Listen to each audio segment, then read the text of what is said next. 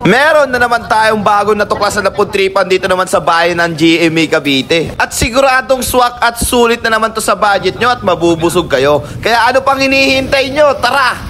Let's guys go!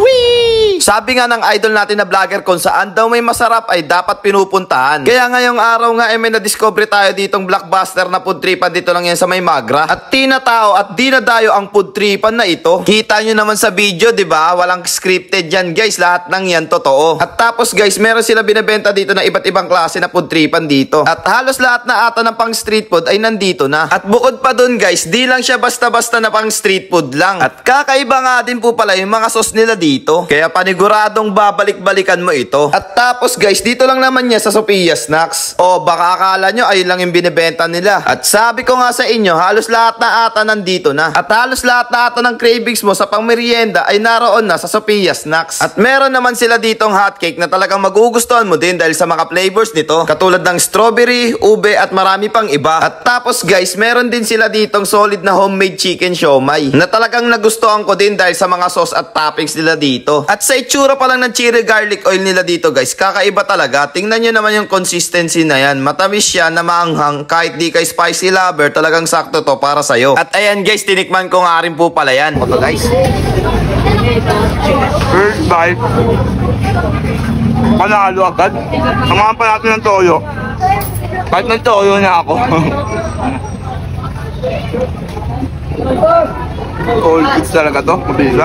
At tapos guys, hindi rin mawawala yung panulak nila dito na kung tawagin ay inumin. Kasi puro pambaran na lang yung kinain natin kanina, di ba? At syempre, meron din silang inumin dito na talagang hindi rin magpapatalo pagdating sa mga juices. Talagang kakaiba nga din po pala yung mga juice nila dito, guys. At di lang siya basta juice, guys, dahil may gelatin nga din po pala ito. At meron na nga din po pala laman yan na sago o kaya kung tawagin ay tapioca. Kaya talaga naman hindi rin ito magpapatalo pagdating sa mga inumin. Kaya kung ako sa inyo, subukan nyo na dito para malaman nyo kung gaano ito kasarap. At para malaman nyo din kung bakit dinadayo ito at tinatao. At sinubukan nga rin po pala ni Kasapot dito sa inumin na ito. Tikman natin. Okay, good na good. O diba, goods na goods, dun pa lang guys, panalo na. At ayun pa nga po guys, sobrang dami mo talagang pagpipilian dito. At talagang hindi lang isa, dalawa o tatlo ang pwede mong kainin. At talagang sobrang dami mong choices kapag pumutrip ka dito. At tapos guys, hindi nga rin po pala mawawala yung tikiman natin dito. So paano, let's this do! Okay guys, tikman naman natin yung lumpia nila kung mabisa talaga. Malasa, pati yung suka. Panalo to. Guys, tikman natin itong litid na manok sa Sophia Snacks.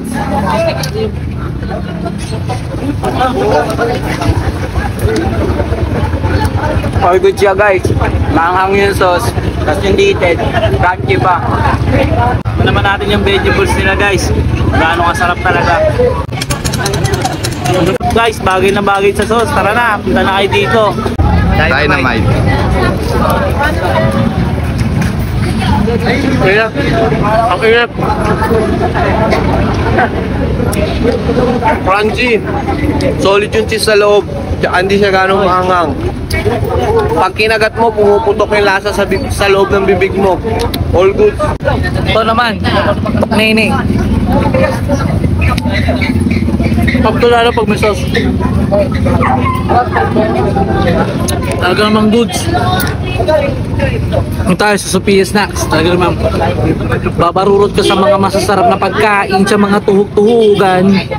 At kung nakaabot ka sa part ng video na to, comment ka naman sa baba, Jack, at may chance ka manalo ng GCash. At wag kang maingay sa iba para konti lang kayo manalo sa parapol ko. So paano, hanggang dito na lang. So again, this is Jack TV. Thank you for sunshine, thank you for rain, thank you for joy. Ingat, salamat, bye-bye, ble!